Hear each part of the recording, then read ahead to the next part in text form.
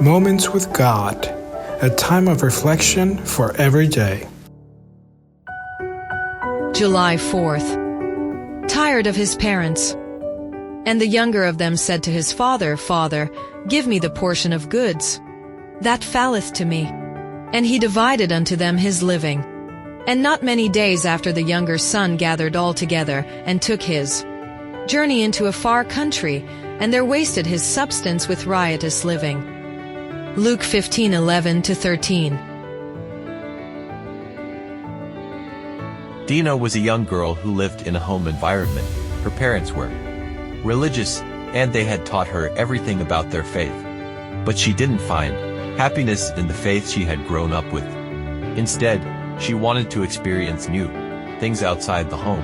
One day, she left home to live her youthful life where there were no rules or religion, and her experience outside the home was bitter. And the spendthrift son in the parable embodies that essence. His father is a noble and wealthy man. There are servants throughout the estate working for the family, who are treated well and receive fair wages, and who love the master who treats them fairly. But the younger son dislikes his father's advice, wants nothing to do with religion, desires only the father's goods, but doesn't want to be like him. One day, he grows tired of living at home, decides to take his father's inheritance even while he's still alive, and goes to a distant province to live the life of pleasure he so desires. He feels a breath of freedom. He walks, swearing never to return to the hacienda. His heart beats for new horizons of vanity that are finally in his hands, and he arrives at a village where he can do his thing. He quickly makes friends and spends his days drinking in taverns.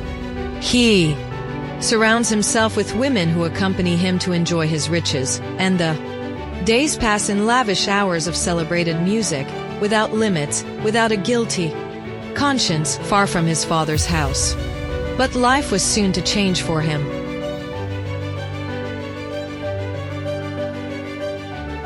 Every day his purse begins to dwindle, and an air of worrying comes over him. He rejects the idea of worrying and, encouraged by the friends who are with him, spends his last coin.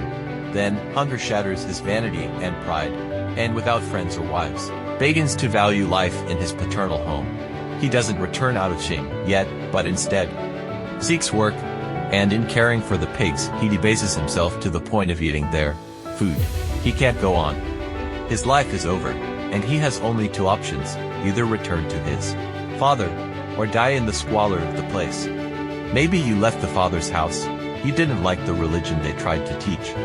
You were bored by the days of worship and nights of prayer, and you thought the Bible wasn't important. You went to be happy, but behind the happiness of your dreams were the ambushes of Satan, and he dragged you into misery and destruction. The precious years of life, the strength of intellect, the brilliant visions of youth, the spiritual aspirations, all are consumed on the altar of lust. The freedom you desired without principles or faith now enslaves you to a yoke of sin. You cannot bear. You have two choices: either return to the Father's house or die in eternal ruin. It is never better to be far from God.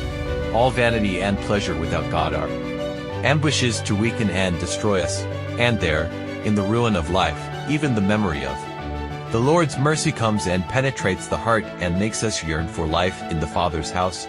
Then we have two options: either we return to God, or we remain in ruin forever. You decide your future with the choices you make. Amen. Thank you for listening to this audio. We invite you to share with your contacts and visit the website BibleWell.com.